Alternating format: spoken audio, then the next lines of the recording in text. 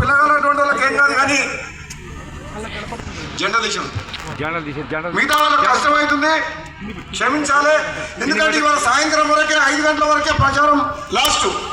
చౌటుపల్లకాడ కూడా ఓ 15-20 వేల మందితో అక్కడ కూడా మీటింగ్ పెట్టిరు. చండూరులో తప్పనిసరి పరిస్థితిలో ఈ మధ్యాహ్నం పూట పెట్టాల్సి వచ్చింది. దీని తర్వాత వెంబడే నేను చౌటుపల్లి పోతున్నా. మన 3 గంటల నుంచి 5 గంటల వరకు అక్కడ మీటింగ్ ఉంది, ర్యాలీ ఉంది. కాబట్టి అందుకని ఇక్కడ పెట్టాల్సి వచ్చింది. దయచేసి మీరు అందరూ కూడా ఎవరైనా బాధపడొద్దని చెప్పి కూడా ఈ సందర్భంగా తెలియజేస్తూ, నేను ఈ ఎండ ఎక్కువసేపు ప్రసంగించాను. ఇక నేను మాట్లాడేది ఏముంది ఒకటే, మీ అందరూ నన్ను ఆశీర్వదించి ఎమ్మెల్యేగా గెలిపించిండ్రు, అసెంబ్లీకి పంపించిండ్రు. మన గవర్నమెంట్ వచ్చింది ఇప్పుడు కాంగ్రెస్ పార్టీ. చండూరు పట్టణంలో 2018 ఎన్నికల సందర్భంగా, పోయిన మున్సిపల్ ఎన్నికల సందర్భంగా నేను మాట చెప్పిన, ఈ చండూరు పట్టణం భవిష్యత్తులో ఇక్కడ పెద్ద పట్టణంగా ఏర్పాటు కాబోతుంది. చుట్టుపక్కల ప్రాంతాలకు అందరికీ వ్యాపార పరంగా అన్ని రకాలుగా ఇది ఒక సెంటర్. ఈ పట్టణంలో మౌలిక వసతులు, రోడ్లు, డ్రైనేజీలు, కరెంటు సమస్యలు, అన్ని రకాల సమస్యలు ఉన్నాయి. గతంలో నేను ఇల్లు తిరిగిన, మొన్న మున్సిపల్ ఎలక్షన్లప్పుడు కూడా ప్రతి ఇంటికి పోయినా.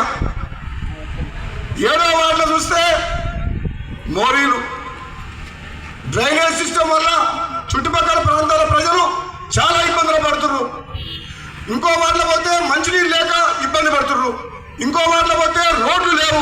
9వ వార్డు జనార్దన్ వార్డులో పోతే ఈ రకంగా చెప్పుకుంటూ పోతే గత 2 సంవత్సరాలు వెంటబడి ఈ మెయిన్ రోడ్ ఒకటి మొత్తం కంప్లీట్ చేసినాం. కానీ ఈ పట్టణంలో ఇటుపక్క అటుపక్క మనం 100% అభివృద్ధి చేసుకోవాలంటే కాంగ్రెస్ పార్టీ అభ్యర్థులను మీరు ఆశీర్వదించి గెలిపించాలి. ఎందుకంటే మన ప్రభుత్వం ఉంది, మీకోసం కొట్లాడే రాజగోపాల్ రెడ్డి ఉన్నాడు.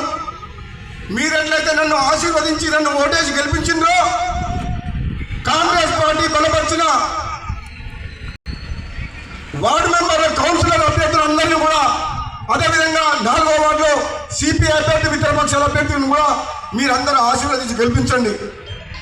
వీళ్ళందరూ అనుకుంటున్నారు మునుగోడులో ఎన్నికలు వస్తే మనం ఉప ఎన్నికలు అయిపోయిన తర్వాత ఓటుకు ఎంత ఇస్తారని అంటున్నారు. ఎక్కడ లేదు ఇక్కడ ప్రపంచంలో. తెలంగాణ మొత్తంలో మునుగోడులో ఉన్నట్టు ఎక్కడ లేదు.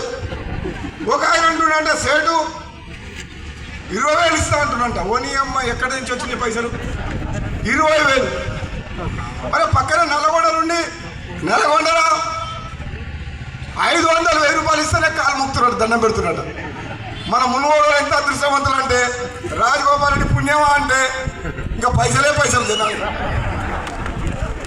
రాజగోపాల్ రెడ్డి మునుగోడులో పోటీ చేస్తలేడు లేడు అంటే మిమ్మల్ని ఎవరు అడగడు, మునుగోడులో ఎవరు అడగరు. మునుగోడులో రాజీనామా చేస్తే రాజగోపాల్ రెడ్డి అసెంబ్లీకి మొత్తం టీఆర్ఎస్ పార్టీ ఎమ్మెల్యేలు, మంత్రులు, గవర్నమెంట్ అంతా మునుగోడు ప్రజల కాళ్ళ కాడికి వచ్చింది. అప్పటిదాకా మునుగోడుకు ₹1 అసెంబ్లీలో మాట్లాడితే, నేను రాజీనామా చేస్తే ఎమ్మటే కేటీఆర్ వచ్చి ఈ రోడ్ ఇచ్చేసిపోయిండు. 1000 కోట్లు వచ్చినాయి నా రాజీనామా దెబ్బకు. ఆ తర్వాత ఎమ్మెల్యేలు, మంత్రులు, ఎంపీలు మునుగోడు ప్రజల కాళ్ళ దగ్గర పోయి కాళ్ళు మొక్కి కడుపులో తలకాయ పెట్టి అన్నం, బిర్యానీ, చికెన్, మటన్ ఏదంటే ఇచ్చిండ్రు. ఎందుకు? రాజగోపాల్ రెడ్డిని కొట్టాలి. నా రాజీనామా పుణ్యంతో నాకు అన్యాయం జరిగినా కానీ మునుగోడుకు న్యాయం జరిగింది. జరిగిందా లేదా?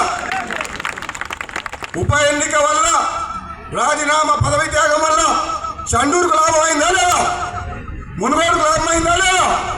ఈ మునుగోడు అంటే తెలియని వ్యక్తి భారతదేశంలో లేరు. ఎక్కడాను.